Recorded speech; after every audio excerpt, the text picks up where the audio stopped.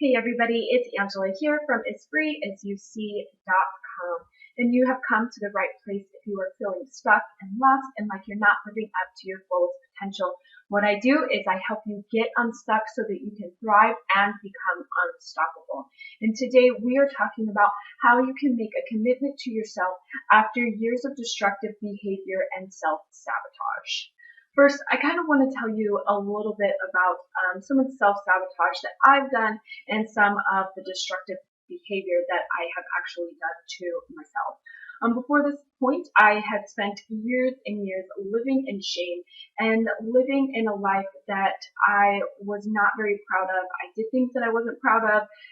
I had guilt, shame, everything on top of it, and I did a lot of partying, and I was just always doing things that I felt, single people were supposed to do. As long as you had a job and you were responsible and paid all your bills, then you could do pretty much whatever you want. Now, that doesn't necessarily mean that you can't. However, I was not fulfilled in my life, and I continued down a path of self-destruction and self-sabotage because I didn't feel worthy enough. I didn't feel good enough, and I felt so much shame in my life. So I had numerous blackout drunk nights. I don't even know where to begin with that. And when I started to change my life around, a lot of that had actually stopped and slowed down, and I actually ended up losing a bunch of my friends. Which, the story goes, if you lost them, then they're not really your friends, which is fine. That totally makes sense, and that's actually really true. But I also did a lot of self-sabotaging. I actually got to the point where I was 2 pounds from my goal weight and then totally sabotaged myself and put on 40 pounds in about 3-4 months or something like that, and then had to pretty much restart. So I totally, completely understand the path of destructive behavior where you pretty much destroy everything and anything in front of you because you're actually afraid of being hurt. And when you self-sabotage, you're actually really afraid of not being worthy enough, right? You totally and completely believe that you are not worthy enough to have the life that you desire, to have the love that you desire, to have the body that you desire. So you totally go on this path of self-sabotage in addition to destructive behavior, right? And as we move forward, we kind of let go of the destructive behavior, start to change our life around, but then the self-sabotage continues and we keep a hold of it, of course, until we learn how to heal our self-worth, which is totally for another whole other video. What I really want to get into is to learn how to make a commitment to yourself after you've done years of destructive behavior and self-sabotage, because it's actually really hard, right? The thing is if you think that you're not really in a position to change your life around, or if you don't deserve to change your life around, then it's really hard to make a commitment to yourself. And I actually want to share with you some things that you can do to make a commitment to yourself so that you can continue to grow, continue to thrive, and continue down the right path. Because sometimes it's really easy to just give up and just be like, fuck it, it's so much easier to live the life that I was living before and pretend that I didn't care and nothing else mattered, right? So in my personal experience, these are the things that I have done. These are the things that I help my clients with, and they're things that you can actually implement today so that you can make a commitment to yourself. And so no matter what it is that you've done, no matter what kind of behavior, what kind of self-sabotage, I'm going to give you these things so that you can make a commitment to yourself and stay committed to yourself. The number one thing that I want you to remember is being committed to yourself, being committed to growth, being committed to healing your life and letting shit go. It is a practice, and you want to remember that. And what does that mean by practice?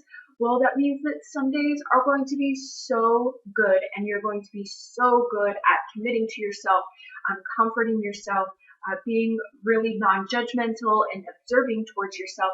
And then there are going to be days where you beat yourself up and you're just like, I can't believe I did that. I'm so stupid, X, Y, and Z, over and over. I can't believe that I did that. All this judgment and all this self-hatred. It is natural. It is normal. It is all part of the cycle of learning and growing and letting things go. It is part of the process. It is a practice. So that means that just like when you practice anything else, some days are going to be excellent and some days are really going to suck. And that's okay. The more that you embrace that it's a journey, the more that you embrace that it is a practice, the easier it's going to be to commit to yourself. The second thing that you want to do is you want to be aware of when your self-destructive behavior starts to spike and your self-sabotage starts to begin. So you want to be aware of things like triggers, emotional happenings, events, people, things that are going to spark that destructive behavior, things that are going to start that self-sabotage. The more and more you're aware of it, the more you're going to be able to redirect your path and stay committed to yourself, but also you're going to be able to avoid that pain and move towards pleasure, which is exactly what you want in the first place. It's why you're on this journey of commitment to yourself to begin with, is because you really are trying to move away from pain and move towards pleasure. The other thing that I want you to be aware of when you're being aware of when the destructive behavior and self-sabotage might start is so that you can actually prevent it from happening. Now, sometimes it's so deep in that you don't even realize that it's happening, and that's completely okay. That's normal. You can always start again. But the thing is, it is really about being able to prevent yourself from stepping into that pool of destructive behavior and self-sabotage. The third thing that I want you to do is I want you to start where you left off. Do not start from the beginning, okay? You are a different person after you realize that you have stepped into the self-destructive path, that you've done some self-sabotage.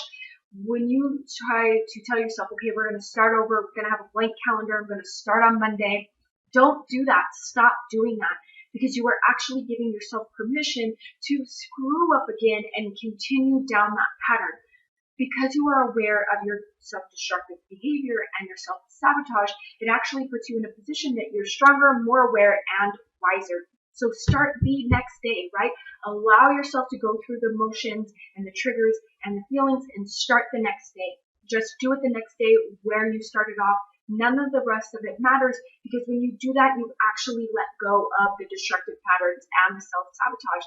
And so when you start over from where you're at, instead of focusing on starting over, you don't feel like you took 10 steps back, right, after you had taken, 3 steps forward. Just start where you left off. Do not start over. Starting over tricks your mind into thinking that, oh my God, we have to do this all over again. I'm right where I started from. And then what do? You self-sabotage and you again step into that self-destructive behavior. And that's not what you want. So start from where you started off from, where you left off from. It doesn't matter where it is. It doesn't matter what that means. Just start from where you left off. The next day, or however long it takes you to get through all the emotions and pumping yourself back up to get on that bandwagon. It is all about getting back on that bandwagon, right? When you are on the process of growth and learning and healing, you are going to experience these things. There's no doubt about it. It's inevitable. So I want you to be aware that when that happens, it's just about continuing the process. So just a little recap, here is how you can commit to yourself after years of self-destructive behavior and self-sabotage. The first one is to remember that just like anything else, this is a practice. So that means that some days are going to be really good and some days are going to suck.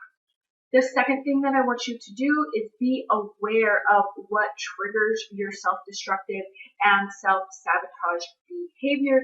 The more aware you are, the more you will be able to prevent the pain of the destructive behaviors and self-sabotage, and the more that you will be able to move towards pleasure. The third thing that I want you to do is start where you left off so that you can continue with the momentum as a wiser, stronger, and better you. Look, I get it. I know that you have all these feelings about what has happened in your past and the things that are still carrying and maybe haunting you right now. And you feel like, how am I supposed to make a commitment to myself? How am I supposed to feel good about healing and letting things go when I've done so much stuff that I'm not really proud of? The thing is that you can start today. You can start now. You can make a commitment to yourself. It is your time right now. And if you were really struggling with this, you can always reach me in the information below, and I can help you through this. How can I support you? If you resonated with this video, please like and share and subscribe. I am all about giving you more videos just like this. And again, I'm Angela. I'm the founder of AsFreeAsYouSee.com, the place where you come to get unstuck, thrive, and become unstoppable. Thanks for being here.